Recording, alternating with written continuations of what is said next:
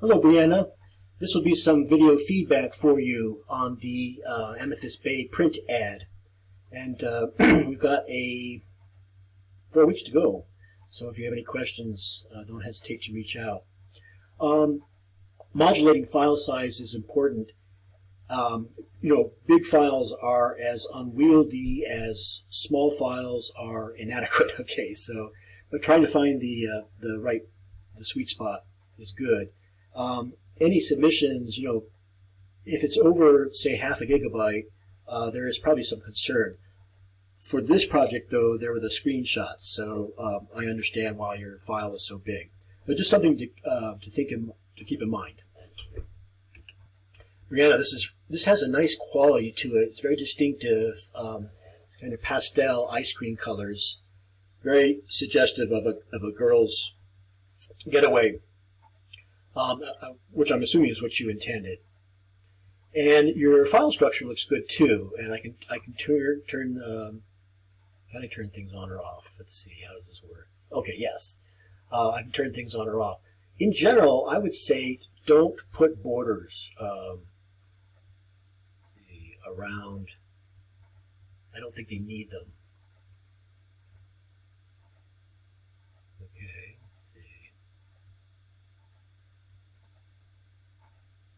Okay, not sure. Okay, so what I'm suggesting is, I think I might be missing images. Let me go back to your discussion board post. But let me make a few comments about your file structure. In general, I would avoid, and your design, I would avoid borders. They're not necessary. You'll see how cleanly these silhouettes are contrasted against the background. Same thing with the photographs. They really don't need the borders. Also, I would not have a border around the, let's see, the page. There we go. These things are trimmed. Magazines are trimmed, and you're going to lose information that's so close to the trim. This black line represents the trim. You've done it correctly to allow for bleed. Also, I think you may have squashed the logo. Make sure that it is not distorted. It should look something more like that. It looks like it's been compressed slightly. And move it somewhere where it's not offensive, but also where it can be seen. So that's up to you. Play with your ingredients.